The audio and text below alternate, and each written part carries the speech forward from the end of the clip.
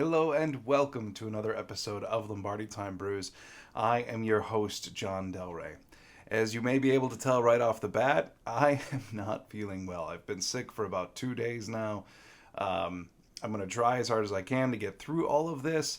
But today may be the shortest video that you've seen from Lombardi Time Brews. I'm just going to cover the injury updates, the new practice squad players signed by the Packers, and look ahead at the rest of the week. So please bear with me in case I start coughing or anything to that effect. I promise you I'm trying my best. But today we're just going to get through the notes, the facts of what's going on with the green and gold. So, first up, an injury update. Who practiced today and who didn't for the Packers' first practice as they're getting ready for the New England Patriots for this game this coming Sunday. And the list is extensive. We have Jair Alexander, who is limited, David Bakhtiari, who is limited, A.J. Dillon, who is limited with a knee injury, that's a new one, Jonathan Garvin, limited with a hip injury, another new one. Elton Jenkins did not practice today. That's expected. Caleb Jones did not practice today. He's marked down with an illness. He might have caught whatever Cobb had. Lazard, Lewis, and Watson all limited as expected. David Bakhtiari was a limited participant today. I think most of the time we're going to see him off on Wednesdays. But today he was active. LaFleur mentioned that tomorrow will more than likely be the day off for him this week. Why that was the case? I don't know, must have been just a scheduling note for the Packers. Maybe they were doing something different in practice today than they customarily do on Wednesdays. So David Bakhtiari did get a practice in today. We'll see about tomorrow. But that's a lengthy injury list.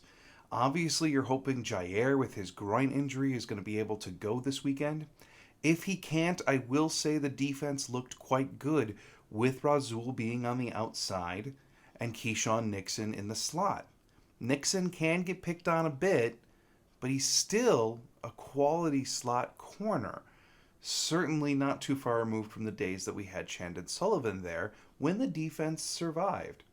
Razul Douglas, even though he's the third highest coverage grade corner in the NFL per PFF, still does at times look more natural on the outside than he does in the slot. We know that the slot is a new position for him. And realistically, he still looks more comfy on the outside. So if Jair can't go, I still don't mind the matchup, especially considering the New England injury report. We know that New England's passing attack may not be what it normally is, and what it normally is isn't even that much. We also know that New England doesn't exactly have the most vast array of weaponry, with Jacoby Myers, Kendrick Bourne, and then some pass-catching running backs. So we'll see. Hopefully, obviously, we want Jair to play. If he's unable to, it's at least understandable, and this isn't the worst week for that to occur. Moving on to the New England Patriots injury report. Today they only had 2 do-not practices. Former Green Bay Packer tryout, I think he was a draft pick of the Packers too, if I'm not mistaken, Lawrence Guy, one of the stalwarts on their defensive line, and then quarterback Mac Jones, still recovering from that high ankle sprain that he suffered this past weekend. It's a major question mark as to whether he's going to go right now. The initial reports that came out yesterday was that there was no way, that the Patriots were thinking it was going to be a few weeks. Mac was thinking it was going to be even longer than that. There was this little controversy brewing in New England. But Belichick today in his press conference did say that it's just they're going to take it day by day. Day by day. Is actually exactly how he sounded when he said that. So we'll see what happens with Mac Jones. I think it's highly doubtful he plays this week. There's no way he's coming back on a high ankle sprain after 1 week. If he does, it's obviously not severe, or he may be severely limited. Belichick did also reveal in his press conference that in the event that Mac Jones can't go, Brian Hoyer is the guy who will get the start instead. Brian Hoyer, their veteran quarterback, has bounced around the league a bit. Obviously has his biggest home in New England. It's where he spent most of his career, despite having some starts in Cleveland and Houston. I mean, this is definitely a veteran quarterback, and he's worked with Belichick for a very long time. I would expect that the offense would still competently be run, even with Brian Hoyer at the helm. I don't know as if this is going to be the massive backup drop off that we've seen. And that's not saying Hoyer is amazing. It's just saying that this isn't some new guy who doesn't know the system as a backup, that this is a veteran quarterback who has done some good things in the league, has been good enough to be a long tenured veteran, that's for sure.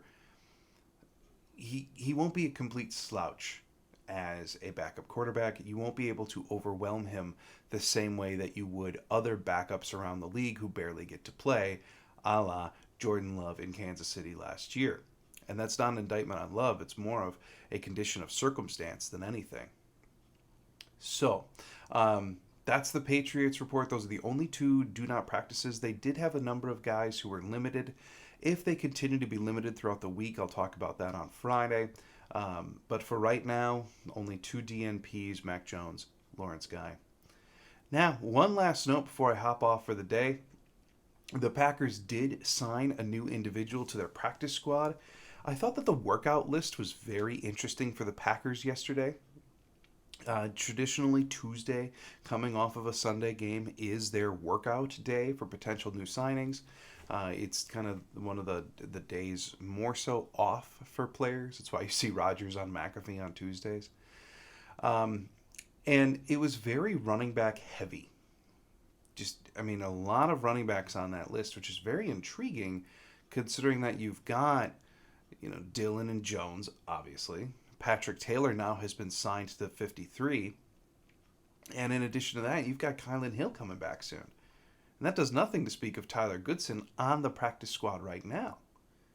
But they did have an open spot for their practice squad. I just thought it was really interesting that they tried to be so running back heavy in their workouts. But, alas, now that the workouts are completed, we know who they did sign to fill up that practice squad spot. And it was none of the running backs. They actually went with Corey Balentine. Former Giant draft pick. He was picked in the 6th round by the Giants a few years ago. He's predominantly a slot corner and kickoff returner. What does that do to speak of Amari Rodgers? Yeah, that's a good question. We don't know at this time. Amari seems to be, at least offensively, has completely fallen out of favor. And on special teams, is it possible? Yeah. Now, I may be speaking out of turn here, but still, it's feeling easier and easier to read the tea leaves around Amari Rodgers. Does this signing have a ton to do with Rodgers? I doubt it, especially considering that Kylan Hill, who was their returner last year, is coming back soon, we expect. Ultimately, we'll see. And I know I say that a ton, but it's true. I don't want to over-speculate. I don't want to dive into things that we don't know, and a lot of these are very fluid and evolving situations. So Balentine, as a returner and slot corner, has been signed to the practice squad. One quick note, a couple breakdown of Balentine's stats here. He had 405 defensive snaps in his career thus far, the vast majority of them occurring as a slot corner. He's had 35 kickoff returns in his career with a 24.4 average. Certainly not bad. And he had a RAS score of 9.36. We know how Brian Gutekunst loves those high RAS scores. So not at all surprising that they fill out the last practice squad spot with another explosive, quick athlete. Certainly some potential there at returner to work with. So that's about all I have for you today. I just wanted to get you caught up on all of the news of the day.